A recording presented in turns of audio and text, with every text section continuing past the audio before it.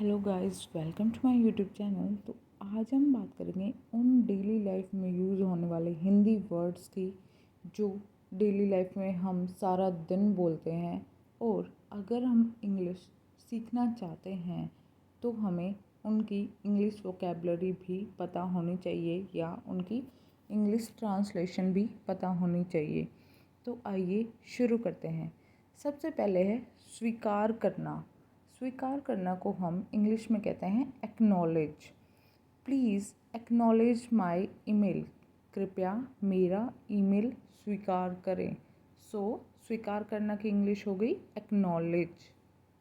अगला वर्ड है आत्मा। आत्मा को हम इंग्लिश में कहते हैं soul. She has a pure soul. उसकी आत्मा शुद्ध है।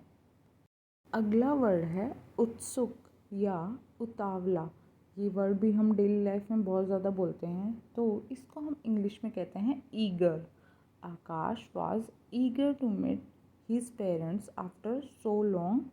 जो आकाश है वो इतने दिन बाद अपने माता पिता से मिलने के लिए बहुत ज़्यादा उत्सुक था, मतलब उतावला था। और ईगर, उत्सुक को कहते हैं ईगर। अगला हिंदी का वर्ड है सहायता करना। किसी की सहायता करना, उसे हम इंग्लिश में क्या कहते हैं? असिस्टेंस, मतलब सहायता करना। I need your assistant in my college project.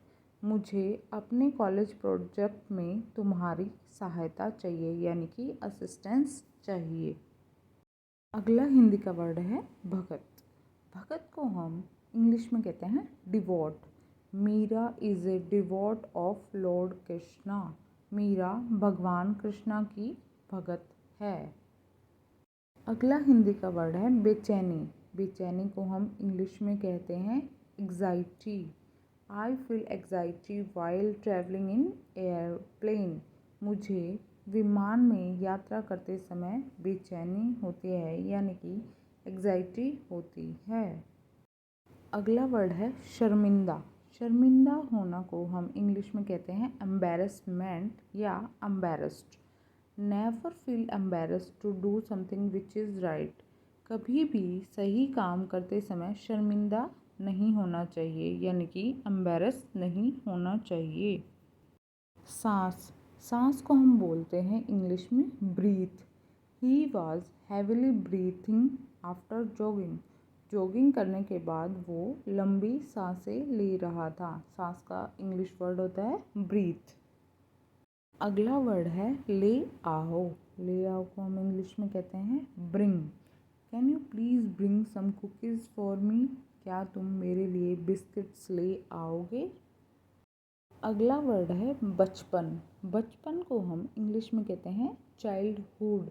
Aman has been like this since his childhood. Aman बचपन से ही ऐसा है, यानी कि चाइल्डहुड से।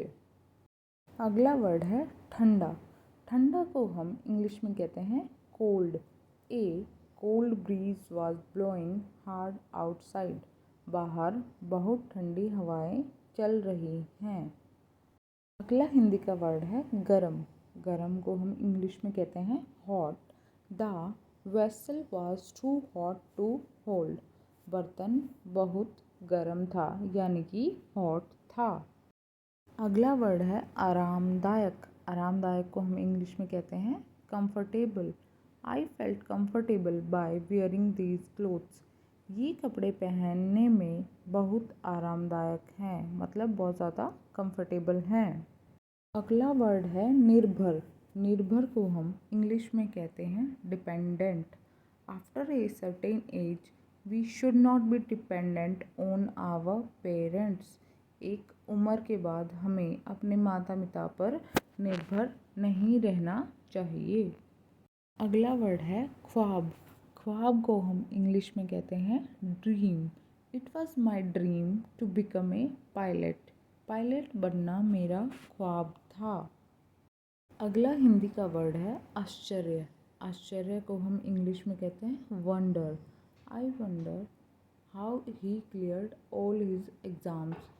मुझे आश्चर्य है कि उसने कैसे सारे एग्ज़ाम पास कर लिए। अगला वर्ड है अजीब। अजीब को हम इंग्लिश में कहते हैं weird. Isn't she A bit weird? वो लड़की थोड़ी अजीब नहीं है? अगला वर्ड है जिज्ञासु। जिज्ञासु को हम इंग्लिश में कहते हैं curious. I am curious to know what they are talking about.